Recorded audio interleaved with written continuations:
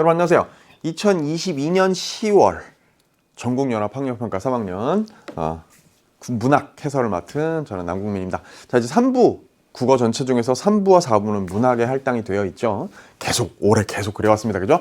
자, 지금부터 3부, 4부에 문학을 함께 공부할 건데요. 두 개의 지문 세트씩을 3부와 4부에서 나눌 겁니다. 제가 총평해서 이야기했을 건데요.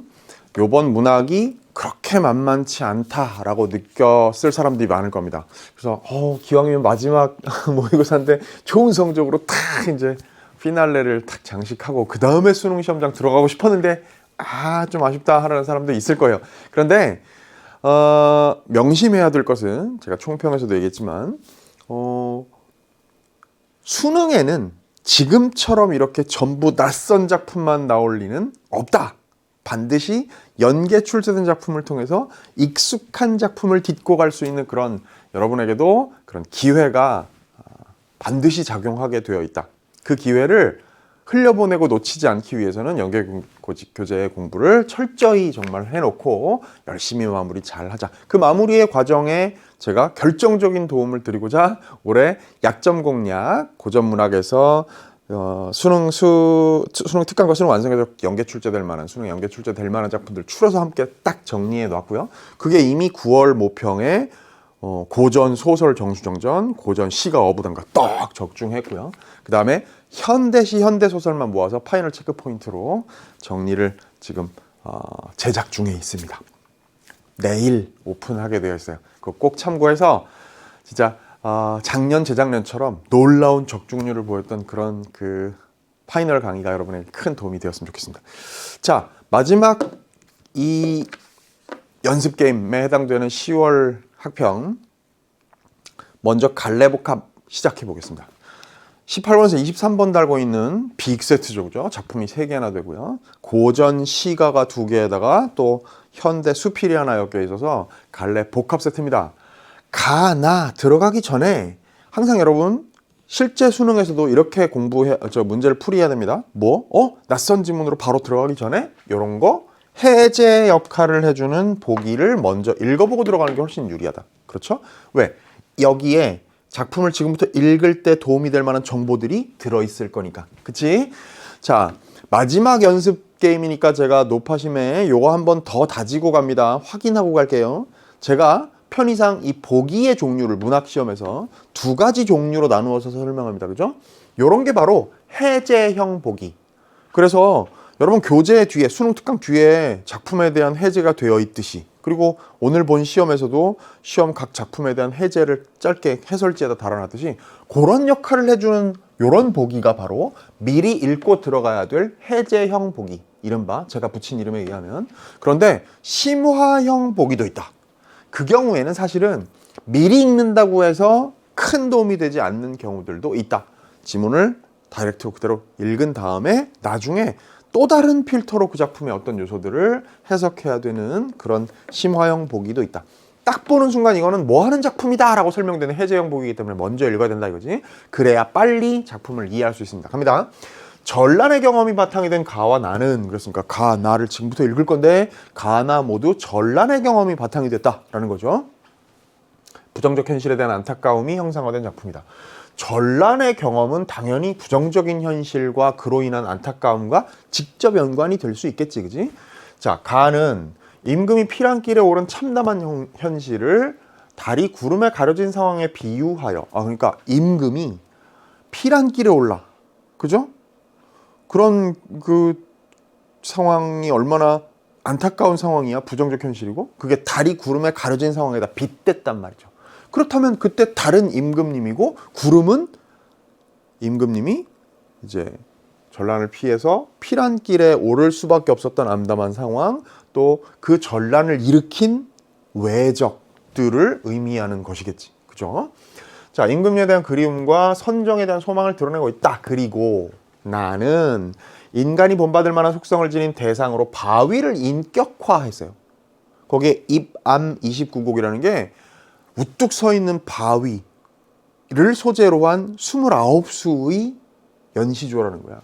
그러니까 인격화함으로써 바람직한 가치 회복을 희구하는 마음을 드러내고 있다. 됐죠? 자, 그렇다면 요 전란의 경험, 이제 특히 임진왜란 때의 경험을 바탕으로 해서 쓴 이 가와 나를 본격적으로 요 보기의 내용을 이제 우리에게 어떤 도움을 주는 정보로 길잡이 삼아서 가나로 들어가 보도록 하겠습니다. 가로 들어갈게요. 하룻밤 찬바람에 눈이 왔나 설이 왔나 어찌하여 온 세상이 백옥경이 되었는가. 보세요. 하룻밤 찬바람이 불어. 그래가지고 막 눈이 왔는지 서리가 왔는지 하얗게 눈에 덮여있는 세상이, 그런 상황을 얘기하는 거야. 그 백옥경이 됐다고 하는 거죠. 백옥경이라는 건요, 옥황상제가 머무르는 곳이에요. 그러니까 이게 인간 세상이 눈에 덮여가지고 하얗게 아름답게 되어 있는 것을 그렇게 막 선계의 모습인 것처럼 그렇게 표현한, 이상향의 모습처럼 표현한 그런 상황이겠지. 근데 동창이다 발건을 수정령을 걷어놓고 검은고 빗겨하나 봉황곡을 연주하니, 자 이제 수정령 탁 걷어놓고 검은고를 빗겨안아서 봉황곡을 연주를 합니다. 근데 소리마다 극히 맑아 태공에 들어가니, 태공이라는 건 이제 높고 먼 하늘 높이 공중으로 그 소리가 쫙 울려 퍼져요.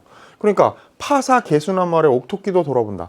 자, 개수나무는 여러분 알고 있겠지만 달나라에 있는 나무잖아. 거기엔 옥토끼가 막 방아를 찌고 있죠. 자, 파사라는 건 너울너울거리는 모양을 얘기하는 거거든. 그러니까 이렇게 가지가, 이파리가 막 너울너울거리고 있는 개수나무 아래에 옥토끼도 돌아본다. 이 달하고의 연관성을 가지고 지금 얘기하는 거예요. 그윽한 달빛이 이렇게 나의 검은고의 그 봉황곡 연주와 어울려서 아름다운 풍경이 되어 있는 그런 상황을 얘기하네요. 유리 호박주를 가득 부어 권하니 유정한 항아도 젠 밑에 비쳐다. 항아라는 게요, 이 달나라에 산다는, 옥토끼만 사는 게 아니라 항아라는 아름다운 여인도 살아. 일종의 선녀 비슷한 거죠. 그 유정한 항아도 잔 밑에 비쳤어. 그 잔이 뭐냐면 바로 유리 호박주를 담은 잔이야. 저기서 호박이 펌프킨이 아니고요. 이 호박은 보석 호박 알죠? 호박이란 보석이 있어. 광물이죠. 그 유리 호박주, 그런 잔에 담겨 있는 술 가득 부어서 이렇게 권하고 이러니 유정한 항아도 잔 밑에 비쳤다. 달이 쫙 그윽하게 비쳐있는 아름다운 광경을 얘기한다. 그런데 청광을 머금으니, 맑은 그 빛을 머금으니 폐부에 흘러들어. 폐부라는 게 깊은 마음속을 얘기하는 거거든. 쫙 그 빛이 마음속으로 흘러들어서 호호한 넓고 넓은 그런 가슴속이 안이 비친 데가 없다. 되지? 어우, 이게 뭐 나쁜 게 하나도 없는데? 아주 아름다운 풍경이고 달빛 그윽한 밤에 풍류를 즐기고 있는 그런 모습이네. 근데 이제 문제는 뭐냐면, 옷 가슴 헤쳐내어 광안전에 돌아앉아 마음에 먹은 뜻을 다 아뢰려 하였더니, 광안전도요, 아까 백옥경, 광안전 이런 게 다 옥황상제가 머무는 궁궐이야 이게. 그러니까 백옥경에 있는 광안전에 옥황상제가 산다고 이제 그렇게 믿었던 건데, 그러면 옷 가슴 헤쳐내어 광안전에 돌아앉아 마음에 먹은 뜻을 다 아뢰려 하였더니, 그 아뢰는 대상은 옥황상제겠지. 근데 그러려 했는데 문제는 뭐냐면, 심술궂은 뜬구름이 있단 말이야. 얘가 어디서 와 가리는 거. 그러면 달빛과 나 사이를 가리는 존재가 생겼어. 그게 바로 뭐라고? 심술궂은 뜬구름이죠. 그러면 자, 미리 읽었던 22번 보기와 연관짓 자면, 이때 이 뜬구름이라는 건 말하자면 전란의 영향. 그치? 그래서 달빛으로 표상되는 임금, 그 은혜, 그리운 대상, 그 임금을 가리게 만드는, 가려지게 하는 그런 존재란 말이죠. 심술궂은 외적이고, 그지? 자, 천지가 깜깜하여 백무를 다 못 보니 상하 사방에 갈 길을 모르겠네. 그러면 먹구름이 환한 달빛을 가려버렸으니까 사방이 안 보여. 어디 갈 곳을 잃어버리게 되는 거죠. 방향을 놓치고 그렇게 되는 겁니다. 자, 먼 봉우리 반쪽 끝에 옛빛이 비치는 듯. 이 옛빛이라는 건 이제 원래의 밝은 달빛 말이야. 그 달빛이 살짝 비치는 듯. 구름이 이제 계속 가리는 게 아니라 살짝 틈도 나오고 할 테니까, 구름 사이로 나왔더니 떼구름 미쳐나니. 그럼 봐요. 이 뜬구름, 떼구름 이런 애들 다 나쁜 애들이지. 그지? 이게 아까 얘기했던 외적 같은 거를 얘기하는 거야. 자, 그렇게 뭔가 살짝 달빛이 다시 회복되는 듯 하더니 떼구름 미쳐나기 때문에 희미한 한 빛이 점점 아득하여 온다 그랬습니다. 그러면 이 달빛이 점점 아득해 온다는 것은 달빛이 쇠한다는 뜻이고, 그럼 달로 표상되는 임금의 상황이 막 피란길에 올라야 했던 그런 긴박하고 쇠락해가는 그런 사정을 상징적으로 보여주는 거다. 빗대어서 보여주는 것이다라는 얘기지. 이해됐죠? 자, 중문을 닫아놓고 뜰 가에 따로 서서 매화 한 가지 개수나무 그림자인가 돌아보니 처량한 암향이 나를 쫓아 씨름한다 그랬어요. 매화 한 가지 개수나무 그림자인가 돌아본다는 얘기 뭐겠어요? 개수나무가 아까 어디 있었어요? 달나라에. 그러니까 달빛인가 하고 돌아봤는데 매화의 그윽한 향기가 나를 쫓아 씨름합니다. 나는 왜 이런 씨름을 할까요? 일종의 우국지정 같은 거지. 그지? 그러니까 이 작중 상황에 전쟁이라는 얘기는 하나도 안 나왔지만 22원 보기 원래 이 최현이라는 사람이요. 여러분 올해 수능 특강에서 열심히 공부한 사람들 알 텐데 용사음이라는 작품 공부했습니까? 수능 대비해서 그 용사음을 지은 최현이에요. 그러니까 지금 이 최현은 전란의 그 경험을 통해서 겪었던 그리고 느꼈던 것들을 이렇게 노래로 지었던 게 그 대표작인 거고 사실 용사음보다 이 명어름이 더 유명한데요. 이런 씨름이라는 건 지금 이제 우국지정을 이런 상황에다가 빗대어서 일종의 알레고리로 표현한 그런 그 정서라고 할 수 있겠죠. 자, 성긴 발을 들이우고 동방에 혼자 앉아 금작경 닦아내요. 그런데 금작경이라는 거기 각주에 있죠. 황금 까치, 금작, 황금 까치를 이렇게 새겨놓은 조각한 거울을 금작경이라고 합니다. 그럼 봐요. 막 시름이 깊었어. 달빛이 다 가렸으니까. 근데 어떻게 좀 밝은 빛이라도 좀 나나 하고 동방에 혼자 앉아가지고 금으로 된 까치가 그려져 있는 저기 새겨져 있는 그 거울을 갖다가 닦아내서 벽 위에 걸어둡니다. 그럼 그게 막 빛을 막 비춰가지고 여기가 환해졌으면 좋겠어. 근데 제 몸만 밝히고 남 비출 줄 모르도다 그랬습니다. 이해됐어요? 달빛은요 천하 사방을 다 환하게 비추던 빛이었죠. 근데 그게 때구름 이 먹구름 때문에 가렸기 때문에 그래서 어쩔 수 없이 그나마 금작경이라도 한번 작은 기대를 가지고 벽에다 한번 닦아서 걸어봤는데 얘는 지 몸만 밝히고 남 비출 줄을 모르는 애예요. 그럼 봐요. 이런 생각이 우리 추론을 할 수 있겠지. 달이 임금님에 해당된다면 그러면 존경하고 사랑하고 그리워하는 임금은 온 만물을 또 만 백성을 다 환하게 만들고 행복하게 하는 빛을 가진 존재야. 그런데 이 금작경이라는 건 예를 들면 신하? 믿을 만한 큰 그 고관대작들 이런 사람들의 역할을 기대해봤자 제 몸만 밝히고 남 비출 줄을 모르는 거지. 달빛과 달리. 이해되셨죠? 그러니까 달빛처럼 온 세상을 비추지 못하고 제 몸만 밝히는 금작경. 이게 이제 뒤에 문제도 나옵니다만 화자가 비판적으로 생각하는 대상 아니겠습니까? 그렇죠? 자, 그럼 이제 화자는 어떤 바람을 갖게 되는가 한번 보세요. 비단부채로 긴 바람 붙여내어 이 구름 다 걷고자. 내 마음이 그런 거야. 내가 바라는 것이 비단부채 큰 부채가 있으면 높이까지 멀리 올라가지고 바람을 일으켜가지고 저 먹구름을 다 걷어버리고 싶단 말이야. 부채를 붙여가지고 없애버리고 싶다는 얘기죠. 자, 푸른 대나무로 천길의 비를 메어 저 구름 다 쓸고자. 빗자루를 아주 길게 높이 만들어가지고 그 빗자루로 다 저 먹구름을 쓸어버리고 싶다는 얘기죠. 이 얘기는 다시 회복하고 싶은 게 뭐라는 거야? 달빛. 저 달빛을 온 세상에 다 비추게 다시 그렇게 하고 싶다는 거지. 그 얘기는 또 아까 22번 보기로 다시 돌아가면 임금님을 그만큼 그리는 마음이라고 할 수 있는 거야. 그렇죠? 자, 장공은 말리오 이 몸은 진토니 쓸쓸한 이내 뜻이 생각하니 허사로다. 자, 내 바람은요 비단부채로 팍 부채질해가지고 먹구름을 어디 딴 데 보내버리거나 아예 긴 빗자루 대나무 끝에다 빗자루를 매가지고 저 구름을 다 쓸어버리고 싶어. 근데 장공은 말리야. 저 하늘은 너무 높아. 근데 나는 먼지와 흙에 불과해. 그러니까 난 이 보잘것없는 내가 뭘 여기서 빗자루로 저걸 쓸어버릴 수 있겠어? 불가능하다는 거죠. 쓸쓸한 인의 뜻이. 인의 뜻이라는 게 이런 거지. 인의 뜻이 생각하니 허사로다. 불가능을 자각하는 거예요. 가뜩이나 시름 많은데 긴 밤은 어떠한가. 전전반측 잠 못 들고 이리 뒤척 저리 뒤척 하는 거죠. 다시금 생각하니 영허소장이 천지에 무궁하니. 영허소장 보세요. 각주에 있죠. 달이 찼다가 기울고 없어졌다가 다시 생기고 하는 거야. 달은 원래 찼다가 기울고 다시 차고 또 기울고 그죠? 나타났다가 사라지고 나타나서 사라지고 그러잖아요. 그지?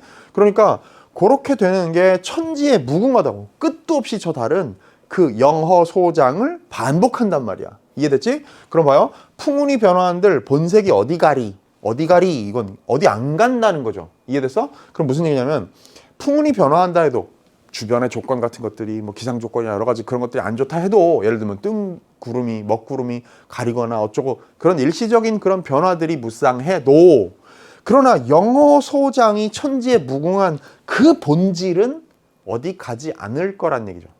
그러면 곧 자 차고 기울고 하는 걸 반복하는 달빛이 환히 비칠 그래서 아까 앞쪽에 나왔던 아주 그 아름다운 달빛 속에서 풍류를 즐기면서 지극한 만족감을 누렸던 그런 때가 또 반드시 돌아올 거라는 것에 대한 믿음이야.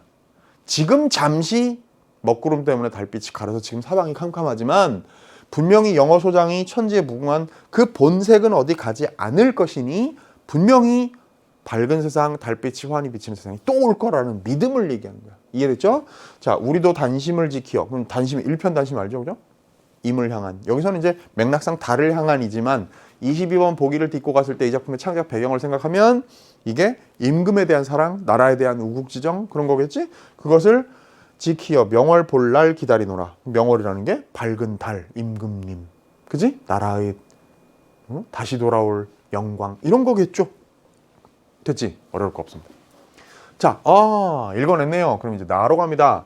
이번엔 박일로의 작품인데 박일로가 여러분 공부 열심히 하고 있는 사람들 알걸요. 9월 모평의 박일로의 소유정가라는 이제 수특 2회, 수완 2회의 작품이 연계 출제가 됐습니다. 그래서 사실 제가 그 9월 모평 치르기 전에 찍어 놓은 그 약점 공략 강의에서 박일로의 올해 수특에 실려 있는 누앙사하고 수완에 실려 있는 사제곡도 자료로 다루었었는데 제가 파이널 체크 포인트 때 그 얘기했어요. 아마 9월 모평에 박일로가 나왔는데 본 수능에 또 박일로가 나올 것 같진 않기 때문에 연계 교재를 정리하는 그 약점 공략 강의를 지금 들을 학생들은 그 두 작품은 제가 정리해 놓은 부분은 그냥 넘어가도 좋다. 자, 또 다른 박일로의 이밤 29곡이라는 노래가 있네요. 그 중에 이제 몇 수만 여기 지문을 제시한 건데요. 봅시다. 바위를 인격화해서 회복해야 할 가치를 덕성을 노래한 것이라고 아까 우리가 22번 보기에서 봤습니다. 무정이 서 있는 바위 유정하여 보이는구나. 자, 원래 바위는 무정물 아니야? 근데 유정물로 보이는 거야. 마치 살아있는 것처럼 심지어 사람처럼 인격화하는 거죠. 최령한 오인도 직립불이 어렵거늘. 자, 보세요. 거기 각주 있는데요. 최령, 가장 신령스러운 우리 인간들도 직립불의 의지하지 않고 꼿꼿이 서 있는 것이 쉽지 않다 이거야. 가장 신령한 존재고 가장 영특하고 이런 인간이라는 존재 우리들도 어디엔가 기대지 않고 꼿꼿이 서 있는 건 쉽지 않잖아요. 차렷자세로 계속 서 있는 거 생각해봐요. 얼마나 어려워.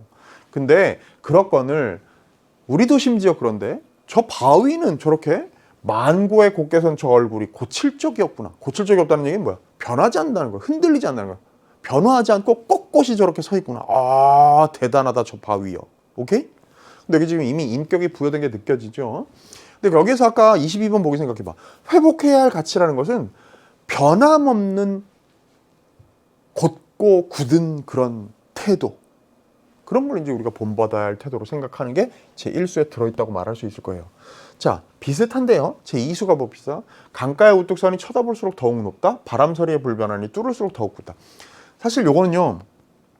공자의 제자 안회가 공자의 가르침이 바로 공자의 가르침은 쳐다볼수록 높고 뭐 뚫으려 할수록 뭐 더욱 굳고 했다는 말을 일종의 패러디를 한 건데 자, 바위가 그렇다는 거지. 이 화자는 강가에 우뚝 서 있으니 쳐다볼수록 더욱 높아. 그리고 바람서리에 불변한다 그랬어요. 그게 이제 곧게 서 있고 만고에 고칠 적이 없는 그런 모습이겠지.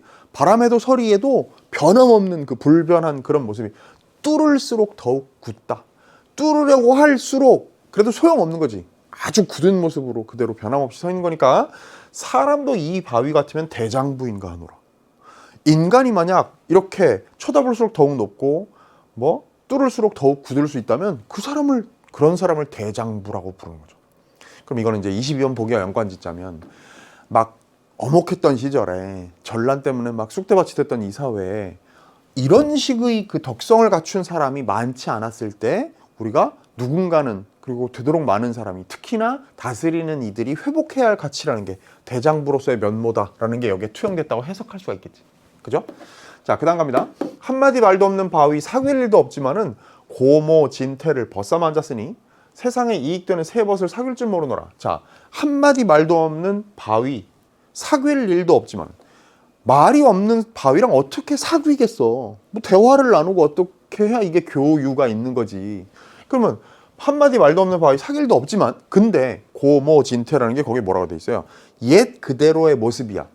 옛 모습 그대로의 그 참된 태도 이런 걸 얘기하는 거예요. 그것을 벗삼아 앉아있으니 세상에 이익되는 새 벗을 사귈 줄 모르노라. 이게 무슨 얘기냐면 말이 없는 바위를 사귈 수가 없는데 그래도 이 바위가 고모진태를 유지하고 있는 바위라고 계속 앞에서도 얘기했듯이 옛 모습을 고스란히 간직하고 있는 그 고든 태도의 그 바위를 벗삼아 이렇게 앉아있으니 사귈 방법이 없는 바위이긴 한데 내가 따로 여기 이제 익자삼우라고 하는데요. 세상에 이익되는 벗 세 종류라 그래. 뭐 정직한 벗, 또 뭐죠? 심성이 고든 벗, 또 뭐 아는 게 많은 벗 이런 벗들이야. 그런 새 벗을 사귈 줄을 모르노라. 사귈 필요가 없노라 이런 얘기예요. 이해됐어요? 자, 다시 말도 없는 바위를 사귈 수도 없지만 그 고모진태를 유지하고 있는 바위 곁에 탁 앉아 있으니 세상에 이익이 된다는 새 벗 굳이 사귈 필요가 없노라. 왜? 얘가 그 역할을 해주니까. 그런 얘기입니다. 됐죠? 자, 먹줄 없이 생긴 바위 어느 법도를 알려마는 높고도 고드니 귀하게 보이는구나. 자, 봐요. 먹줄이라는 게 뭐예요? 옛날에 목수 같은 사람들이 이렇게 먹줄에다가 이렇게 먹 묻혀가지고요.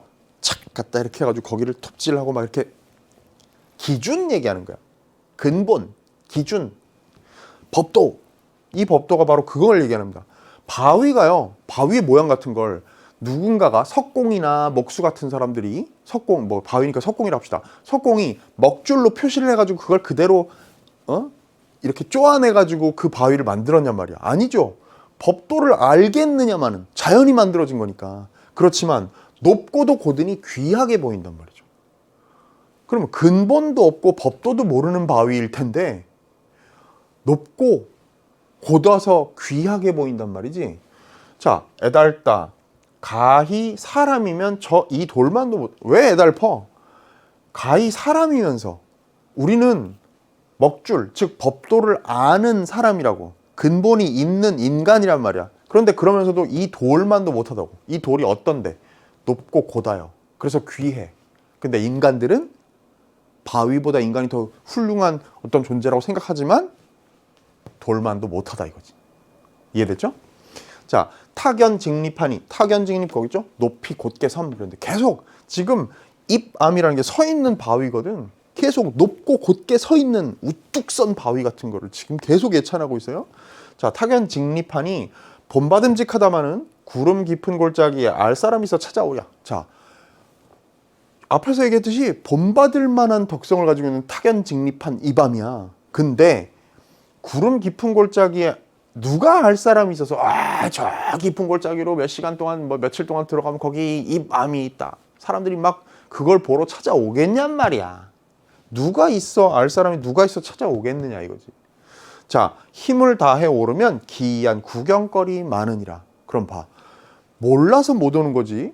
막 붙잡고 깊은 데로 들어오고 어쩌고저쩌고 기어 올라오면 이렇게 입암, 타견직립한 그런 큰 본받을 만한 덕성을 갖추고 있는 그런 바위들을 만날 수 있다. 그런 구경거리가 많으니라. 이런 얘기를 했어요. 됐지? 자, 어려울 거 없잖아.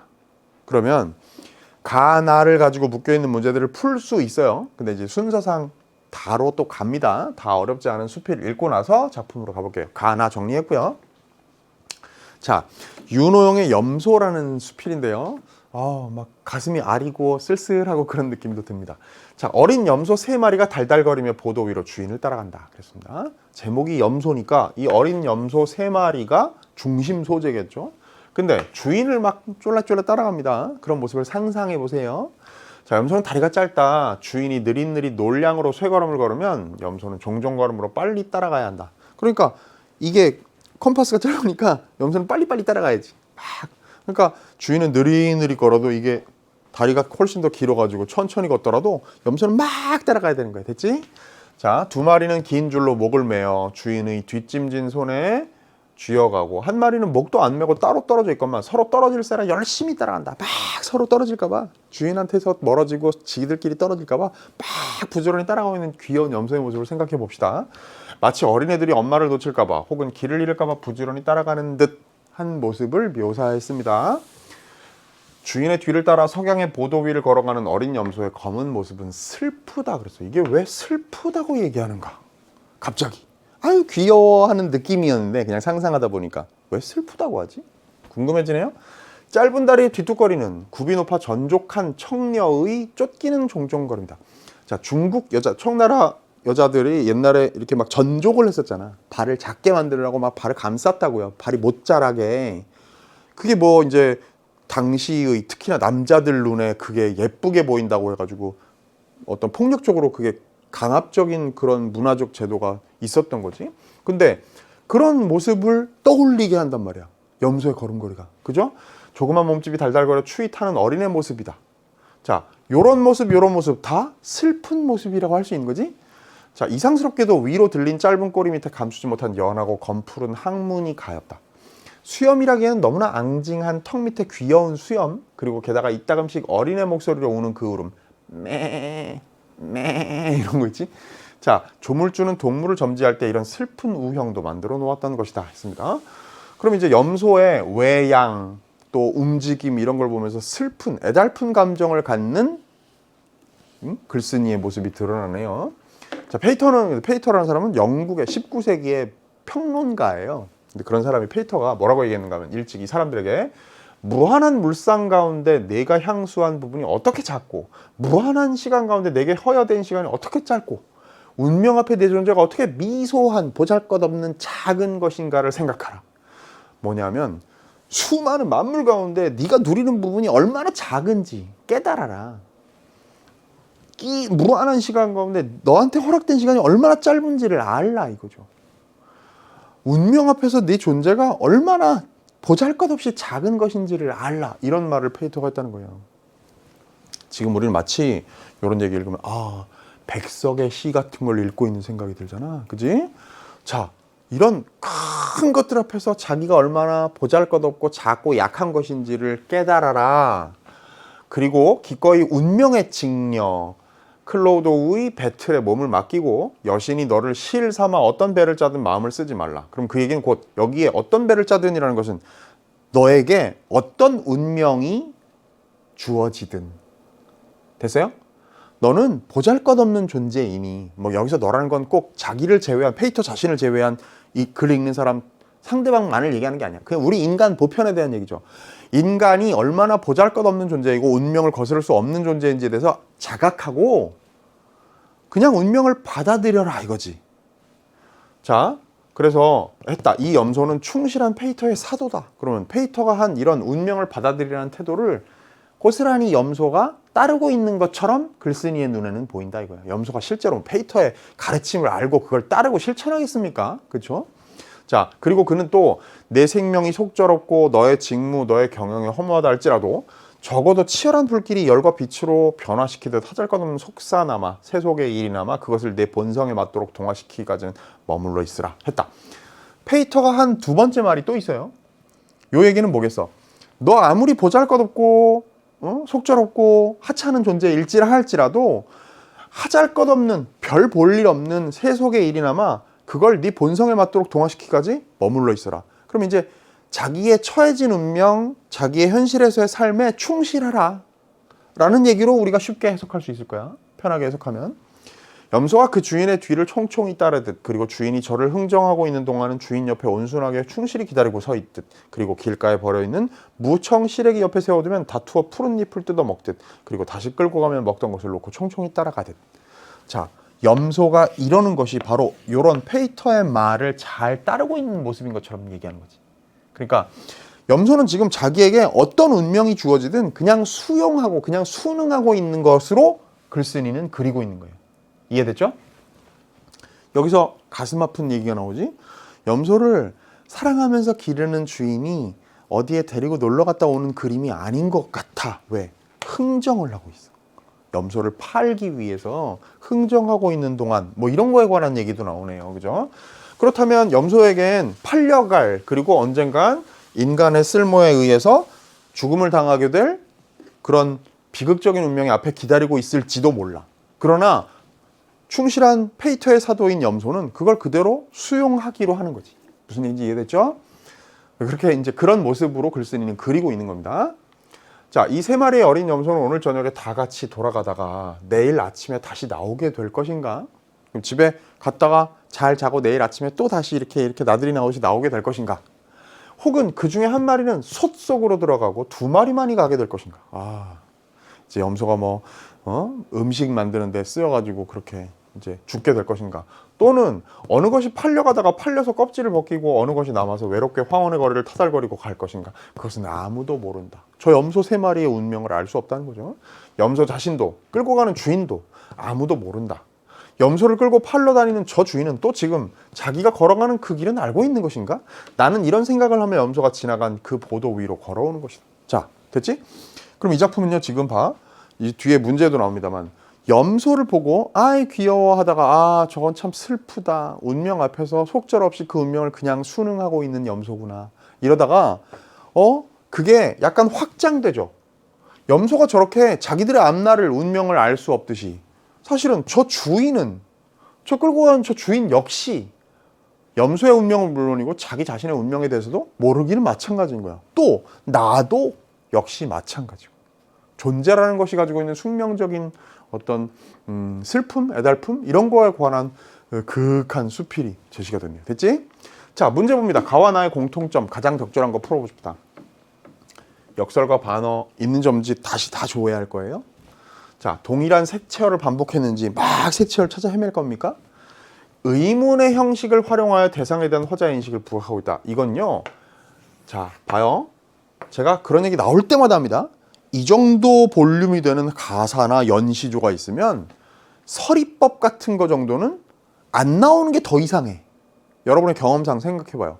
이건 지금 물론 의문의 형식을 활용하여 인식을 부각한다는 건 서리법만은 아니야. 서리법은 대답할 필요 없는 질문의 형식으로 자기 말을 강조하는 거고, 이건 진짜 질문을 던질 것까지를 포함할 수 있는, 그냥 물음을 던진 것까지도 포함할 수 있는 진술이잖아. 당연히 있겠죠. 정 확인하고 싶으면 대충 끝부분만, 이 시행의 끝부분만을 보세요. 뭐 어디서 와 가리는가, 뭐 그지?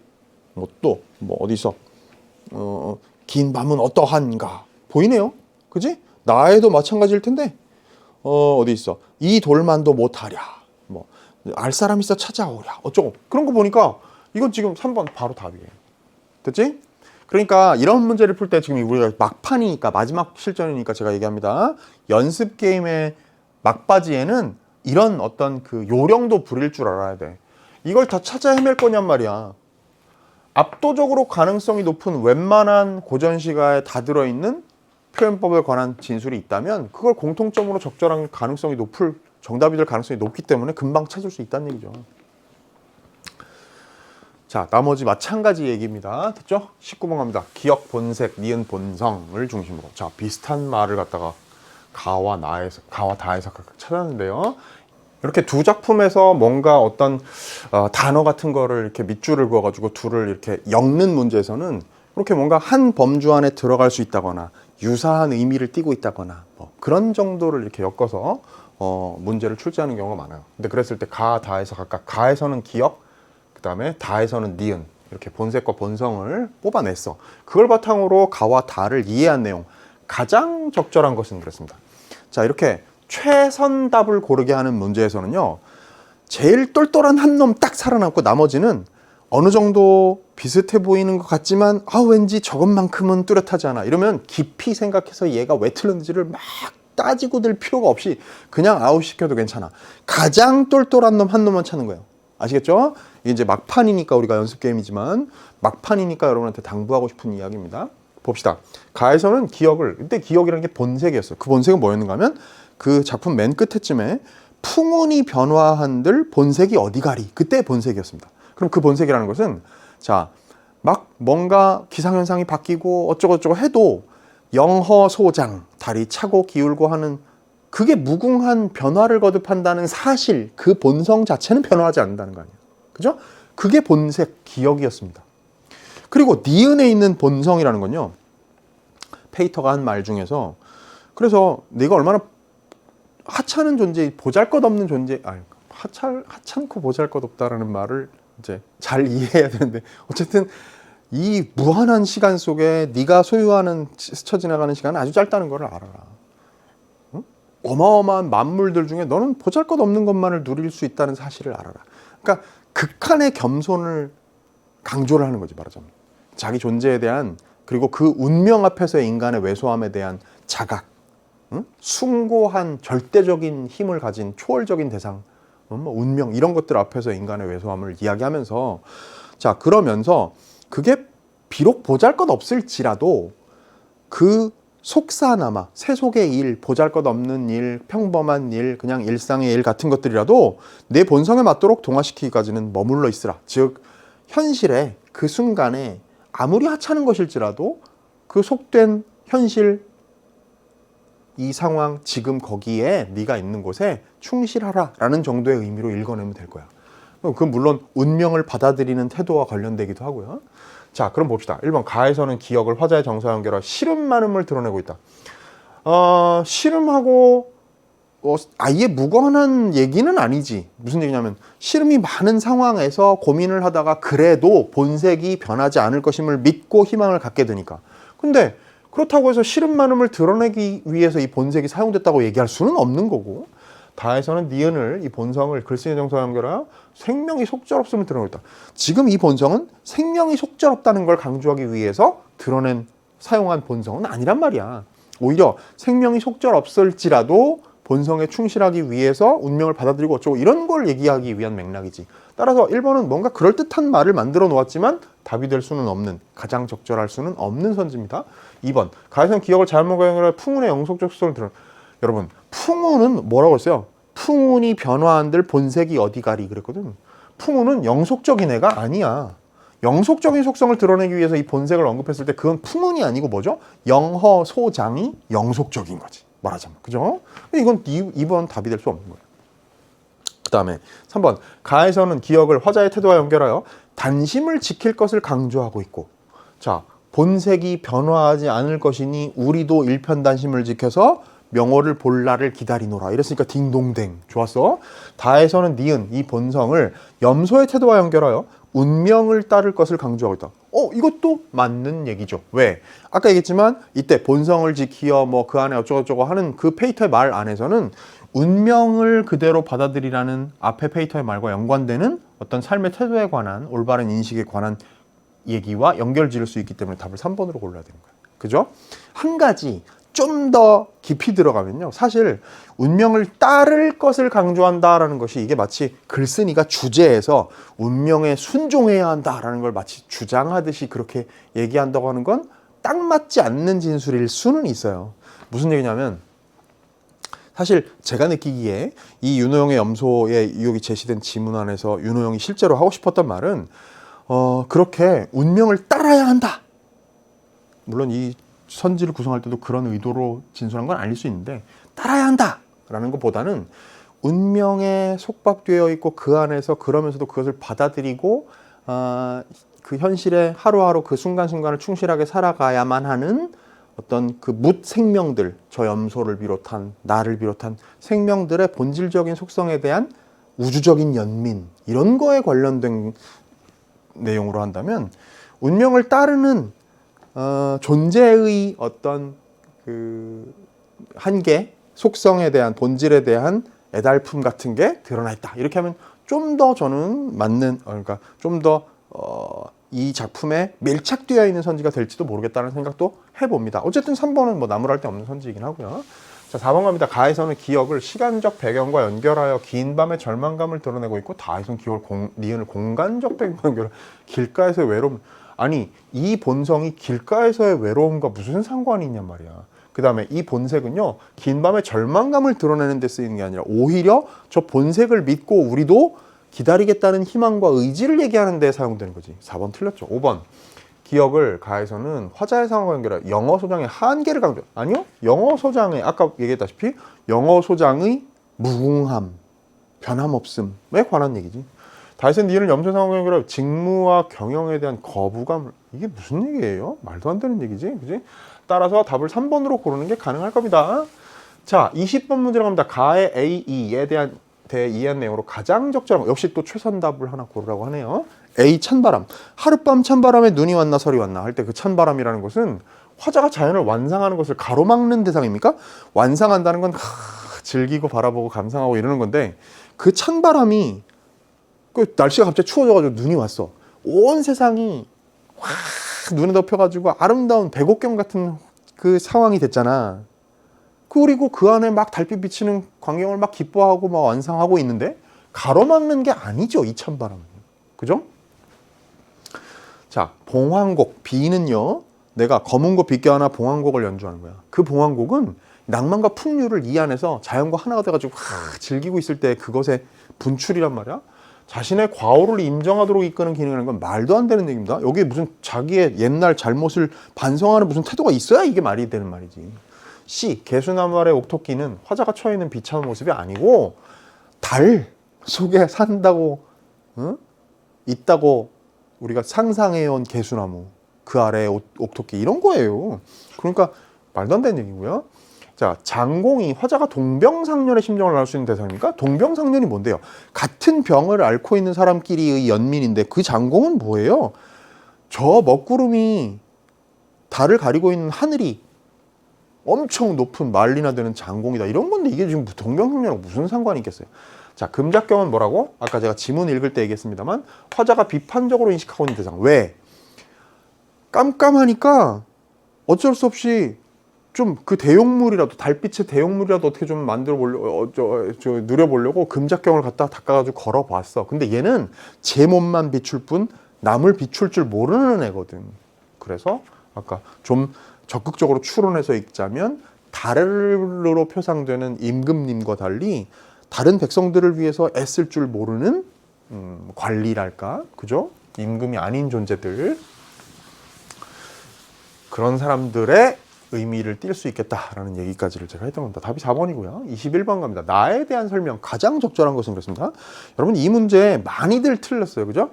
근데 이 문제 사실은 생각해 봅시다. 틀릴 만한 구석이 별로 없어. 근데 여러분들이 많이 착각을 한 게 뭔지를 한번 생각해 봐요. 자, 일단 봅니다. 적절한 거 하나 고르는 거야. 1번 제1수 봅니다. 나에서 초장에 드러난 화자의 감흥. 자, 초장이 뭐냐면 무정이 서 있는 바위 유정하게 보이는구나. 무정한 바위가 무정하게 서 있는데 유정하게 보이는구나. 이걸 드러난 화자의 감흥이라고 말하는 게 그럴 수 있지. 뭐 대개 이런 시조들에서 자연을 대상으로 해서 뭘 읊은 화자의 느낌이 있으면 그건 감흥이라고 얘기할 수 있어요. 근데 감흥이 중장의 화자의 만족감으로 심어진다. 중장이 보세요. 최령한 오인도 직립불이 어렵거늘이 무슨 만족감입니까? 착각하지 마세요. 아니 가장 영특한 가장 신령스러운 우리 인간들도 저렇게 직립불이 한데 의존하지 않고 직립하게 서 있기 꼿꼿하게 서 있기가 힘들거늘이라는 말이 무슨 화자의 만족감이냔 말이야. 자, 정설을 진술하는 용어들의 진위 여부를 판단하는 겁니다. 이 문제의 관건은. 자, 이수 갈게요. 초장에 들어간 초장은 강가의 우뚝선이 쳐다볼수록 더욱 높다. 화자의 깨달음. 뭐 이건 깨달음이라 볼 수도 있겠지. 강가에 우뚝하게 서 있는 그 바위 우러러 볼수록 더욱 높아. 그럼 깨달음이 중장의 화자의 결심을 강조한다고? 중장의 결심이 있나요? 바람서리의 불변하니 뚫을수록 더욱 굳다는 위에 초장하고 똑같은 걸 또 한 번 반복한 거야. 그지? 병렬적인 관계라고요. 이게 무슨 화자의 결심입니까? 자, 삼수 중장, 제3수 중장 보면요. 고모 진태를 벗삼아 앉았으니. 자, 중장에 들어간 화자 행위. 그런데요. 아까 제가 해석할 때 뭐라고 했는가 하면 고모 진태, 옛날 모습대로 그 참된 태도를 가지고 있는 그 바위 옆에 이렇게 그걸 벗삼아서 이렇게 앉아 있었더니 종장에 가서 뭐라고 그랬다고? 유익한 세 가지 벗을 사귈 필요조차 못 느끼겠네. 바위로 인해서 느끼는 만족감이 그만큼 크다는 얘기인 거 아니에요? 정직한 사람, 신이 있는 사람, 뭐 똑똑한 사람 이런 친구들 사귈 필요가 없다는 얘기야. 그러니까 종장의 화자의 태도로 이어진다는 말이 맞지. 고모진태 버타여 옆에 앉았더니 화자의 태도 저기 다른 벗을 찾을 필요, 좋은 벗을 찾을 필요가 없네 라고 얘기하는 거 맞는 얘기 아닙니까? 3번이에요. 사수, 초장에 들어간 화자의 의문, 초장의 사수 봅니다. 먹줄 없이 생긴 바위 어느 법도 알려마는. 이걸 뭐 의문이라 할 수도 있겠지. 그 법도를 알겠어, 바위가. 근데 중장의 화자의 회의감을 유발한다. 중장 보세요. 높고도 고드니 귀하게 보이는 구나가 회의감이냔 말이에요. 회의감이라는 단어를 몰라서 틀린 거야, 설마 지금? 이게 얼마나 국어시험에 많이 나오는 단어인데. 회의감은 뭐예요? 의심을 품는 감정이야. 저게 맞아? 아닌 거 아니야? 이런 게 회의감이라고요. 이게 지금 이거하고 무슨 상관이냔 말이지. 틀렸다고요. 4번을 답으로 고르면 안 되죠. 5번 제5수. 자 봅니다. 제5수에 중장에 드러난 화자의 판단. 구름 깊은 골짜기에 알 사람이 있어 찾아오랴? 이렇게 깊은 산 속에 누가 아는 사람이 있어서 찾아오겠느냐라는 걸 화자의 판단이라고 할 수도 있지. 근데 종장의 화자의 자기 반성의 계기로 작용한다고? 거기에 자기 반성을 왜 합니까? 깊이 고생해서라도 올라오면 구경할 만한 거리가 많아. 이 얘기가 어떻게 자기 반성이냔 말이야. 자 봐요. 판단의 요인들은 다 어디에 있어? 화자의 정서, 태도를 진술하는 말들이 해당 맥락에 맞느냐 아니냐를 판단해야 되는 거야. 틀리면 안 되죠. 저는 아마도 추측하기로 이 문제를 틀린 많은 학생들은, 대부분의 학생들은 요 3번도 틀렸다고 생각한 판단을 했을 거라고. 그 답이 없는 것 같아 보였을 거란 말이에요. 자, 제가 총평에서 그런 얘기 했습니다. 아까 저 앞에서 요번 문학 문제에 답이 없어 보이는 문제가 있고 답이 2개인 것 같은데 둘 중에 뭔지 모르겠는 그런 스타일의 문제들이 있을 거라고. 이 문제가 바로 답이 없어 보이는 스타일의 문제였을 겁니다, 여러분한테. 요것도 안 맞아 보였던 거지, 3번도. 중장에 드러난 화자의 행위가 일단 막 이런 거지. 이게 화자의 행위가 맞나? 의심 들어. 첫 번째 포인트. 두 번째, 이게 종장에 나오는 게 화자의 태도라고 할 적절한 것인가? 이런 생각을 했을 거라고요. 나머지들이 명백하게 틀린 걸 생각해봐. 답을 고를 게 얘밖에 없죠. 일종의 속어법에 의해서 혹시 여기에 의심이 들었다 할지라도 명백하게 X를 그을 수는 없는 선지잖아. 나머지는 명백하게 X를 그었어야 했고, 그러면 답을 고를 수 있는 정도의 훈련까지는 지금 필요한 시점이라고요. 아시겠어요? 자, 기억하세요. 22번 보기 갑니다. 아까 우리가 지문 읽기 전에 읽었기 때문에 여기서는 생략합니다. 가와 나에 대한 해제형 보기라고 했어요. 그지?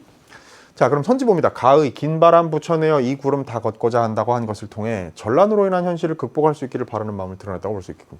긴 바람 붙여내어 이 구름을 다 걷는 게 뭐라고요? 부채로 바람을 붙여가지고 먹구름을 걷어내고 싶어. 그럼 봐요. 달이 구름에 가려진 상황에 빗대어진 게 뭐라고?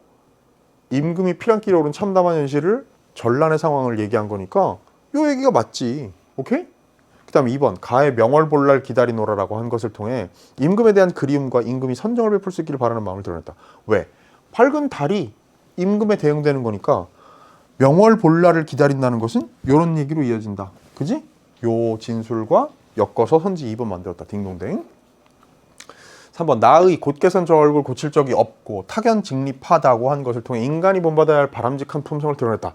바위가 변함없다는 점, 그리고 우뚝 솟아 곧게 서 있다는 점, 이게 계속해서 반복적으로 예찬되고 있는 바위의 덕성 아니겠어? 그러니까 3번처럼 얘기할 수 있지요. 4번 갑니다.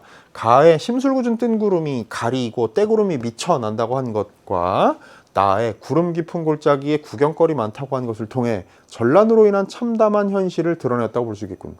자, 가에서 요런 것들이 전란으로 인한 참담한 현실을 드러내는 거 맞죠? 왜? 구름이 달을 가리는 짓을 하는 애들이니까. 그지? 근데 나에서는요, 구름 깊은 골짜기에 구경거리 많다고 하는 게 어디 나와? 제5수에 나온다고요.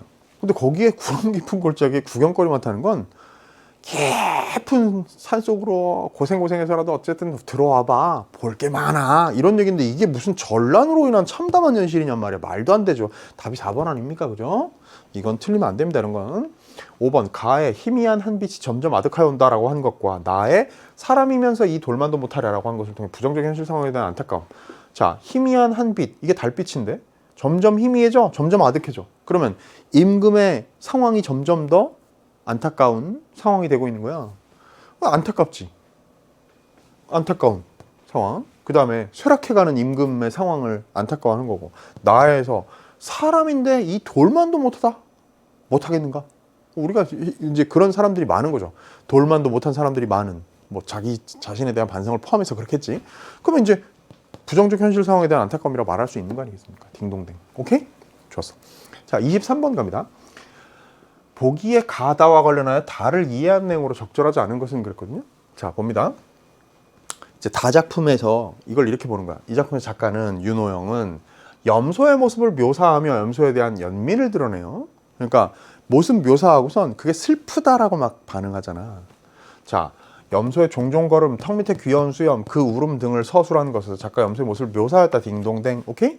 그 다음 또 2번 갑니다. 염소가 다투어 푸른 잎을 뜯어먹듯 한다고 표현한 것에서 작가가 염소와 자신을 동일시하여 존재에 대한 연민을 드러냈다. 자, 여기에 연민이요. 작가가 염소와 자신을 동일시했나요? 그래가지고 이 염소가 가단계에서, 즉 염소의 모습을 묘사하며 염소에 대한 연민을 드러낸 데서 이 자신과의 동일시가 나오나요? 아니지. 답이 2번이에요.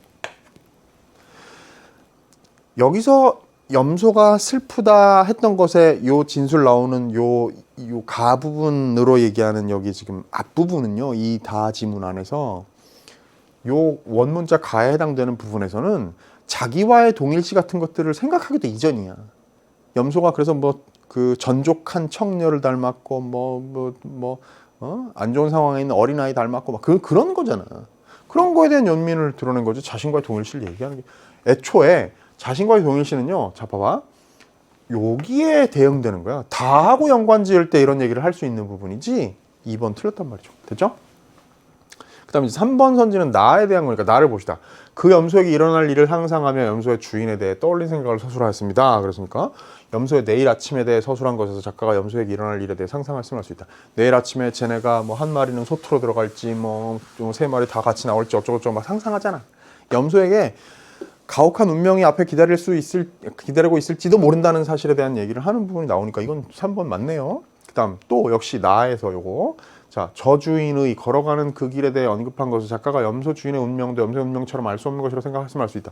아까 지문 읽을 때 얘기했습니다만 마지막에 가서 팔로 다니는 저 주인은 또 지금 자기가 걸어가는 그 길은 알고 있는 것인가? 라는 게 요 4번 선지를 뒷받침해 주죠. 맞죠?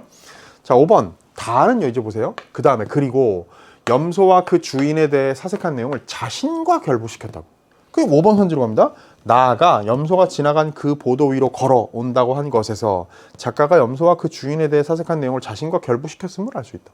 그러니까 뭐 이제 다소 문학적인 추론이 적극적으로 개입된 선지이긴 합니다만, 이제 우리가 이 작품을 읽을 때 이런 관점이 가능한 거죠. 염소에 대해서, 염소의 그 존재가 가지고 있는 그 운명에 순응할 수밖에 없는 가엾은 처지에 대해서 생각하고, 그게 사실은 운명 앞에서 힘을 쓰지 못하는 존재들 보편에 관한 인식으로 확장을 하면, 거기에 대해서 느끼는 안타까움으로 얘기한다면, 그럼 이제 5번 선지 같은 게 가능해지는 거야. 아셨죠?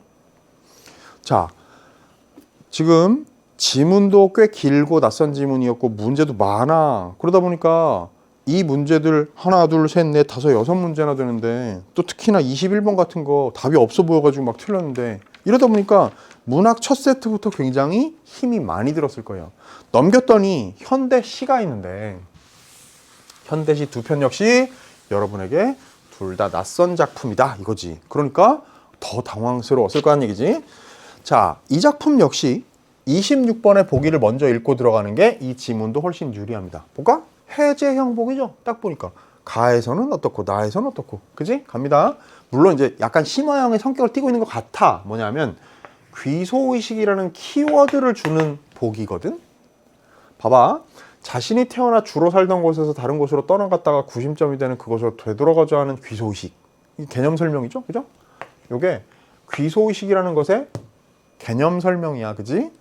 자, 자기가 태어나 주로 살던 곳이라는 건 뭐 이제 간단하게 얘기하면 똑같은 개념은 아니지만 쉽게 얘기하면 고향. 그지? 고향에서 다른 곳으로 떠나갔다가 구심점이 되는 그 고향으로 되돌아가자 하는 거 귀소의식이라고 합니다. 귀소본능, 귀소의식이라고 하잖아. 자, 우리 시에서 여러 가지 양상으로 그려진다. 가에서는 해놓고 이제 그럼 가와 나를 귀소의식이라는 키워드로 엮어본 거니까 작품을 읽을 때 어떤 점들에 유의해서 읽어야 되는지를 우리한테 미리 사인을 주는 보기에 해당된단 말이죠. 가에서는 자, 제가 귀소의식 같은 요런 그 어떤 그 심화된 키워드를 주는 것은 해제형 보기가 아닌 성격을 띈다고 했는데 문제는 요거예요. 이걸 딱 보고 이게 결국 해제형 보기의 성격에 딱 들어맞는다는 걸 느껴야지. 왜? 보세요. 이게 결국 가나를 읽을 때 그 작품의 내용 설명을 다 해준 거나 마찬가지야. 자, 봅니다. 가에서는 고향, 이제 나 이런 얘기를 읽을 거야. 봐봐. 고향을 떠나 힘겨운 삶을 살던 화자가 자신을 부르는 힘에 이끌려 귀향을 하게 되지만 고향이 자신이 생각했던 고향과 거리가 있음을 깨닫고 다시 그곳을 떠날 수밖에 없는 비극적인 상황을 보여준다. 이만큼 친절한 내용 설명이 어디 있니? 그죠? 읽으면서 이런 흐름을 찾아나가면 되는 거라고.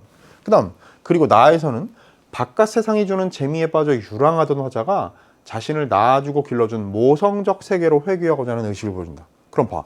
뭔가 모성적 세계에 있던 어린 시절의 화자가 바깥 세상에 가서 막 세상의 재미를 느꼈는데 근데 다시 돌아보니까 그리로 돌아가고 싶어. 이런 얘기를 하나 보다. 됐지? 이게 얼마나 우리한테 중요한 오리엔테이션이 돼줍니까? 이제 요 흐름에 따라서 그야말로 해제형 보기를 역할을 해주는 26번 보기에 따라서 작품 읽어나가면 돼요. 갑니다. 자, 이용학의 대표작이라고 얘기할 수는 없지만 이용학 하면 여러분 뭐 전라도 가시네, 뭐 오랑캐꽃 이런 작품들 알 텐데 하늘만 곱구나 뭐 이런 것들을 기출 같은 데서 많이 봤을 거예요. 교과서에서 배운 사람도 있을 테고 또 뭐 풀벌레 소리 가득 차 있었다 이런 작품들을 공부했을 테고요. 그런데 이 이용학의 대표작이라고 말할 수는 없으나 그의 시세계를 얘기할 때 자주 언급되는 작품 가운데 하나입니다. 이 작품인데 고향아 꽃은 피지 못했다라는 1938년도 작품인데요. 봅시다. 하얀 밭꽃이 오두막이에요. 오두막을 덮고 그러면 밭꽃이 하얗게 펴가지고 오두막에 막 지붕에 덮은 그 모양을 생각해봐. 당콩, 강낭콩 얘기하는 거야. 강낭콩 너울은 덩굴은 넝쿨, 그러니까 덩굴은 하늘로 기어올라도 고향아 여름이 안타깝다 무너진 돌담 이렇거든요. 오, 그러면 고향의 모습을 고향 집의 모습을 고향의 뭐 자기 집 혹은 뭐 이웃 집의 그런 집들의 모습을 얘기했는데 안타깝다 그랬어. 여름이 안타깝다. 무너진 돌담 그랬거든요. 그러니까 이 고향이 머무르고 싶은 잘 살고 행복하게 도란도란 살고 이런 고향이 아닌 거야. 이 무너진 돌담으로 그려져 있으니까. 그래서 여기 지금 보세요. 이렇게 A 이렇게 달고 있으니까 24번의 선지 1번을 보라고. 계절감을 주는 이미지들이 있죠? 이런 것들, 그지? 이미지와 시적 공간의 황량한 분위기를 결부해 화자의 정서를 부각했다. 안타깝다라는 정서를 부각하고 있는 거예요. 됐죠? 그 다음 보세요. 이제 돌 위에 앉았다 섰다 막 해요. 이제 뭐 초조한 하루가 지나가. 성가스런 이런 거 성가신이라고 이해하면 되겠지? 성가신 하루 해가 먼 영에 숨고 소리 없이 생각을 드디는 어둠의 발자취. 나는 은혜롭지 못한 밤을 또 부른다. 의미가 명확하진 않은데요. 고향에서의 하루가 행복하고 즐겁고 만족스러운 그런 하루하루가 아니었음을 알 수 있어. 그지? 은혜롭지 못한 밤이 또 찾아오는 것이고요. 자기는 성가신 하루 해가 이제 지는 상황이 되는 거고. 이렇게 되는 거예요. 고향에서의 삶이 만족스럽지 않은 화자였던 거지. 자, 그 다음에 이제 B로 묶여있는 부분 3년을 봅시다. 도망하고 싶던 너의 아들. 가슴 한 구석이 늘 차가웠길래 고향아 돼지굴 같은 방 등잔불은 밤마다 밤새도록 꺼지고 싶지 않았지. 자, 고향아 부르고 있으니까 이 너라는 게 바로 고향이죠. 맞지? 그러면 그 너의 아들은 누구야? 이게 화자야. 오케이? 도망가고 싶었던 나인 거죠. 나는 이 고향을 떠나 도망치고 싶었던 나라고. 그 도망가고 싶던 너의 아들 나는 가슴 한 구석이 늘 차가웠어. 이 차가움은 뭐 여러 가지 깊은 상실감, 슬픔, 뭐 서글픔, 떠나고 싶은 뭐 욕구, 막 다양한, 그지? 애정이 식어 있는, 고향에 대한 마음이 식어 있는 그런 것들을 생각할 수 있잖아. 그래서 고양아 채가 없길래 돼지굴이라는 게 이제 돼지우리 얘기하는 거죠. 돼지우리 같은 방 등잔불은 봐요. 방이 돼지굴 같다 그러니까 얼마나 고향의 자기 집, 자기 방에 대해서 부정적인 인식을 하고 있냔 말이야. 등잔불은 밤마다 밤새도록 꺼지고 싶지 않았지. 그럼 밤새도록 그 등잔불, 방의 등잔불이 꺼지고 싶지 않았다는 얘기는 꺼지지 않았다는 얘기이고, 그 얘기는 자기가 그만큼 깊은 고민과 갈등 속에 고향에서의 하루하루 밤을 보냈다는 얘기라고. 그러면 2번 선지보입니다. 화자의 심정을 과거 고향의 사물에 투영하여 고향의 친밀감을 느끼고자 했던 화자의 내면을 드러낸다는 말이 안 되잖아요. 이게 무슨 친밀감이에요. 자, 이 등잔불이라는 사물에다가 자신의 고향의 자신의 심정을 투영한 건 맞다고 할 수 있는데, 꺼지고 싶지 않았던 등잔불에다가 자기의 심정을 투영한 건데, 이때의 마음은 가슴 한 구석이 늘 차가웠던 자기, 도망하고 싶었던 자기의 심정이기 때문에 2번이 틀려 답이에요. 아시겠어요? 자, 드디어 나는 떠나고야 말았다. 그럼 이제 진짜 떠나고 싶었던, 도망치고 싶었던 고향을 떠나고 말았던 거지. 아까 우리 26번 보기에서 봤던 대로 실제로 고향을 떠나는 일을 감행했던 거야. 과거의 그런 진술입니다. 과거의 경험에 대한. 곧 얼음 녹아내려도 잔디풀 푸르기 전 마음의 불꽃을 거느리고 멀리로 낯선 곳으로 갔더니라. 자, 이때 마음의 불꽃은요, 문제도 나옵니다만 생각해봐. 떠나고 싶었어. 도망치고 싶었던 나예요. 그래가지고 떠나고 말았어. 그럼 그때 마음의 불꽃을 거느리고 멀리로 낯선 곳으로 갔다면, 그때 화자는요, 이 떠나던 당시에는 그때 마음의 불꽃이 있었을 때 이 마음의 불꽃은 뭐겠어? 희망과 낯선 곳에 대한 동경, 여기보다 나은 어딘가로 갈 것이라는 기대감, 이런 거겠지. 열정. 그지? 그러나 너는 고향, 너는 보드러운 손을 가슴에 얹은 대로 떼지 않았다. 내 곳곳을 헤매어 살 길 어두울 때, 빗돌처럼 우두커니 거리에 섰을 때, 고향아, 너의 부름이 귀에 담기어짐을 막을 길이 없었다. 무슨 얘기예요? 향수에 시달린 거지. 막 풍운의 뜻을 품고 멀리 낯선 곳을 막 떠나봤는데, 그 고향 너의 보드라운 손을 내 가슴에 얹은 채로 떠나질 않았어. 한시도 잊을 수가 없었단 말이야. 그래, 내가 살 길 어두울 때, 비석처럼 우두커니 서가지고 그 타향에서의 삶에 괴로울 때, 고향아, 너의 부름이 내 귀에 앵앵거려 담겨짐을 막을 길이 없었다는 거야. 향수에 너무너무 심하게 시달렸다는 얘기지, 자기가. 여기 지금 따옴표로 되어 있는 거 보세요. 고향이 나에게, 타향으로 떠나있던 나에게 속삭이던 말을, 의인화된 고향이 한 말을 인용한 형식으로 되어 있습니다. 돌아오라 나의 아들아. 이때 나가 누구야? 고향이죠. 아들은 누구야? 화자야. 그지? 돌아오라 나의 아들아. 까치 둥줄이 있는 아카시아가 그립지 않느냐. 아카시아 나무에 까치 둥지가 있는 그런 모습을 얘기하는 거고, 뱀장어 구워 먹던 물방앗간이, 새잡이하던 버들방천이 너는 그립지 않나. 아롱진 꽃그늘로 나의 아들아 돌아오라 라고 고향이 나한테 속삭이는 것 같았단 말이야. 자, 나는 그리워서 모두 그리워 먼 길을 돌아왔다만, 그래서 지금 앞에서 이런 고향의 말이 귀에 앵앵거리는 것 같아서 그리워서 먼 길을 돌아왔어. 다시 고향으로 귀소한 거죠. 그런데 버들방천에도 가고 싶지 않고 물방앗간도 보고 싶지 않고, 고향아, 가슴에 가로누운 가시덤불. 자, 가슴에 가시덤불이 가로누워 있어. 그럼 뭐예요? 이게 당연히 여러분, 이용학의 시는요, 우리가 잘 알고 있는 아까 언급했던 시들 생각해봐요. 다 이게 지금 함경도 경성 출신의 이용학이 일제강점기 고향을 버리고 떠나서 떠돌 수밖에 없었던 유이민들의 그 서러운 정서를 그린 작품이 이용학 시색의 본령이란 말이야. 그러니까 여기에 지금 가슴에 가로놓은 가시덤불은 고향에, 그리운 고향에 돌아왔는데 그 고향이 여전히 만족스럽지 못한 고향이에요. 쑥대밭이 되어 있고 아까 무너진 돌담, 그지? 그런 곳이란 말이지. 그럼 가슴에 그리던 고향으로 돌아왔어, 만족스러운 게 아니라 여전히 만족스럽지 못한, 살기 팍팍한, 답답하고 또 도망치고 싶은 마음이 들게 만드는 그런 고향이란 말이야. 돌아온 마음에 싸늘한 바람이 분다. 이해됐죠?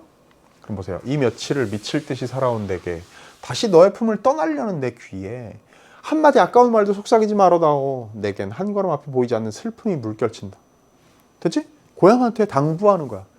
나한테 뭐라고 속삭이지 말아다오. 나 지금 미칠 것 같아. 그리고 다시 너의 품을 또 떠나. 멀리 타향으로 또 떠나고 싶은, 떠나려고 하는 나란 말이야.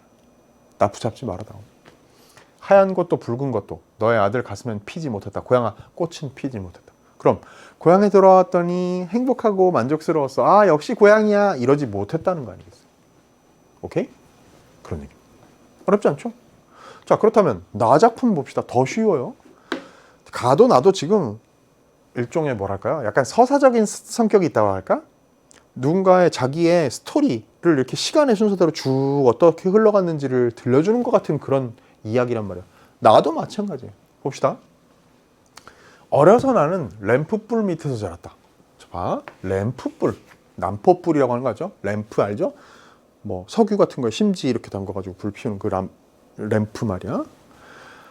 나는 옛날에 그런 조명으로 그런 걸 썼단 말이지. 나는 어려서 나는 램프불 밑에서 자랐다.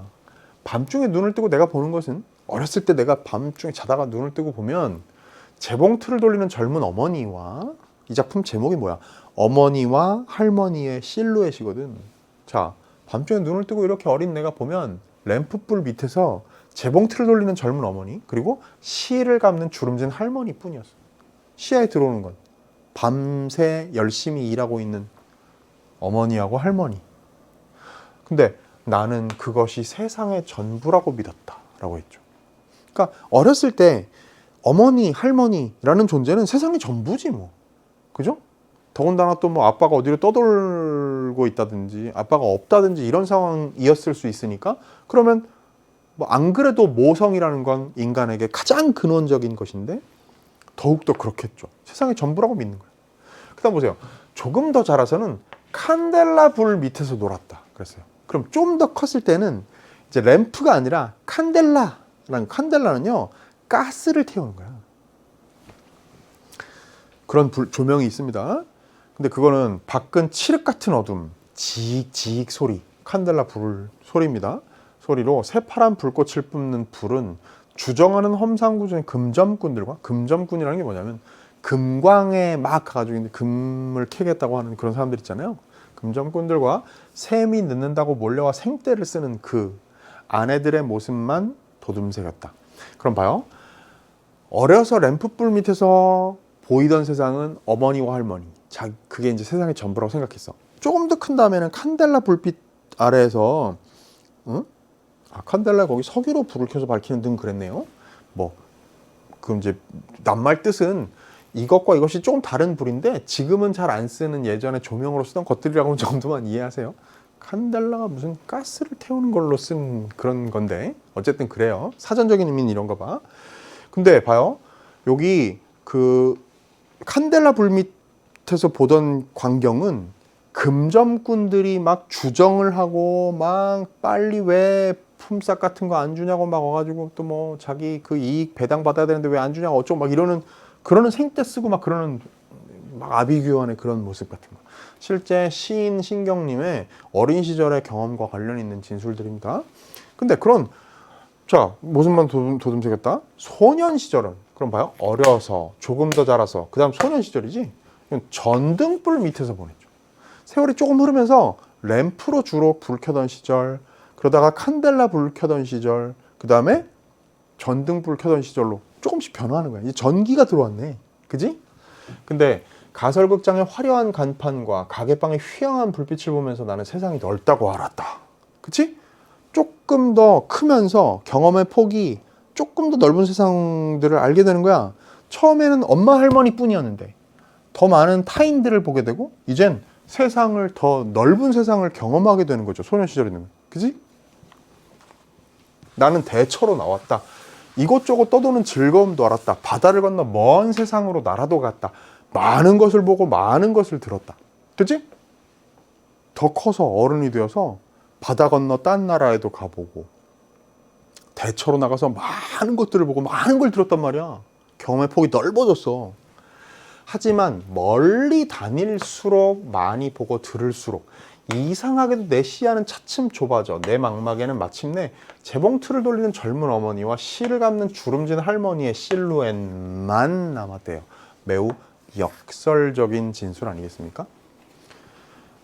멀리 다니면서 많이 보고 많이 들었는데 이상하게도 시야가 점점 좁아져서 나한테는 이제 이것만 남게 됐다는 거예요.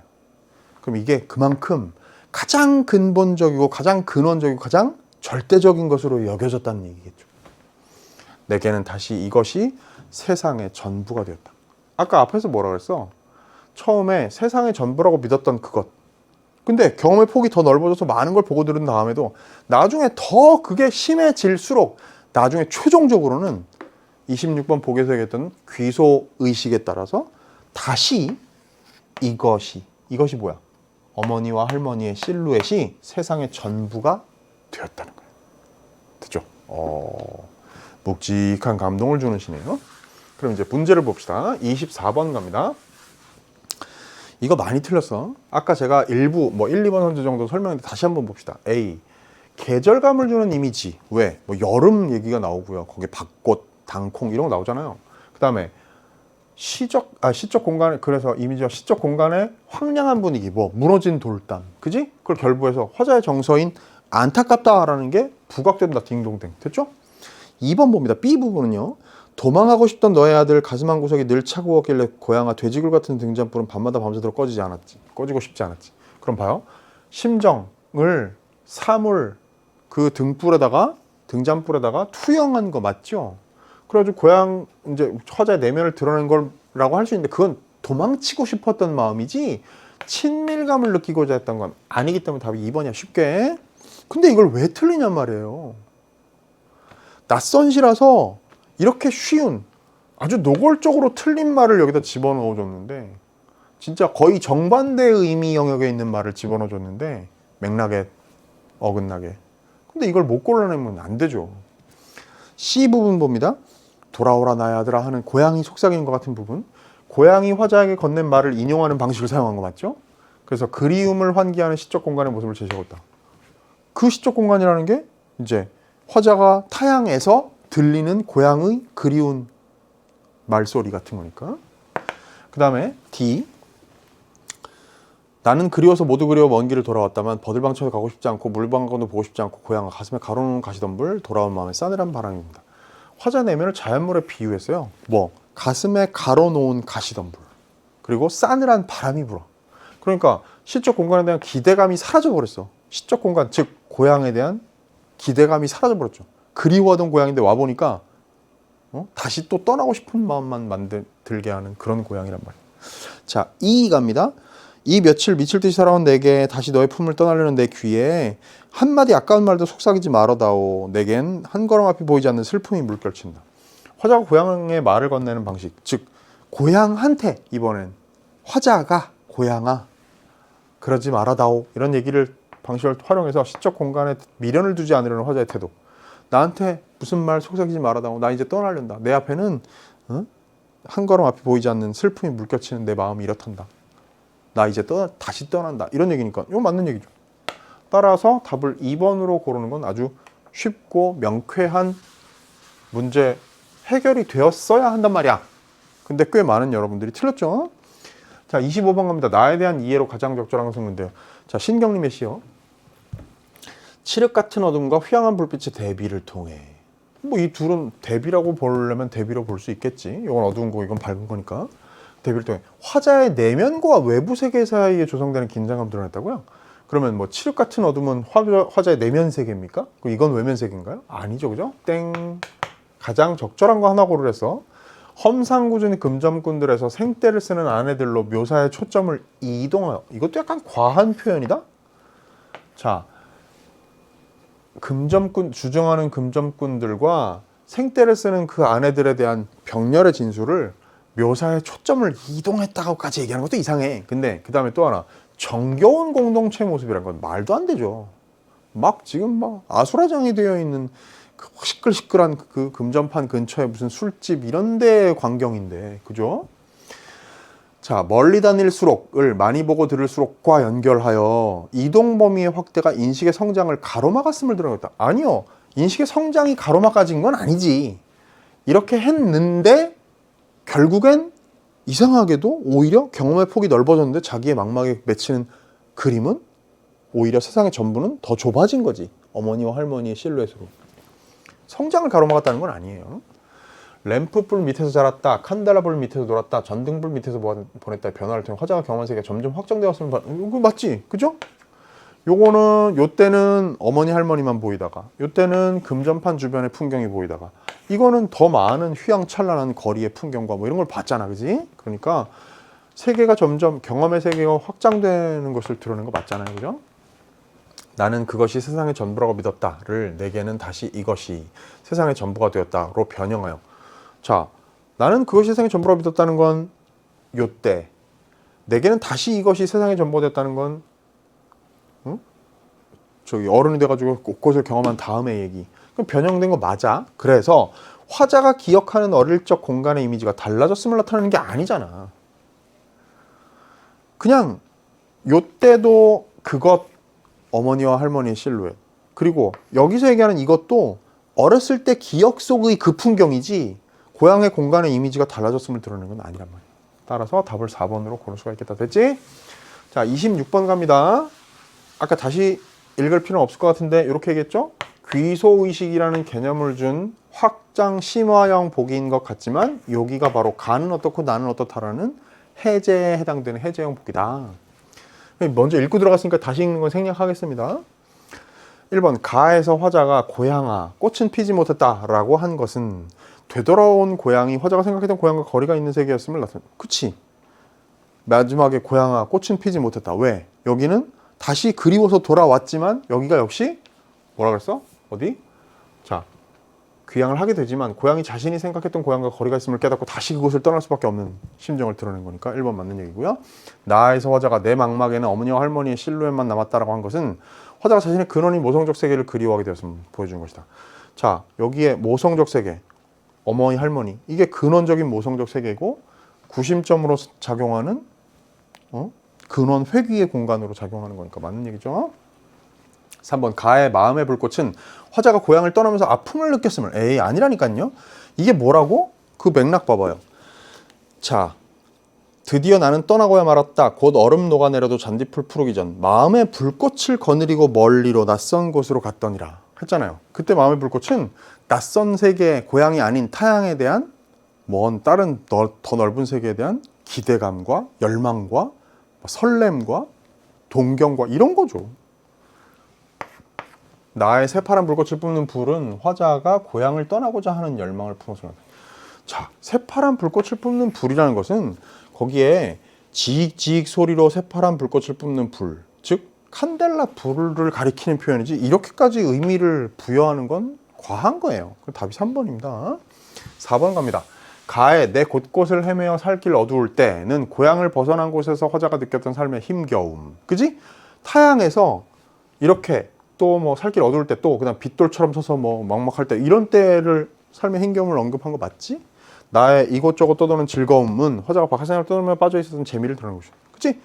더 넓은 세계로 가지고 많은 것을 보고 많은 것을 들으면서 막 재미있게 놀았던 그때 경험의 폭이 쌓이고 더 많은 삶의 재미를 느꼈던 때에 대한 진술이니까 4번은 맞는 진술.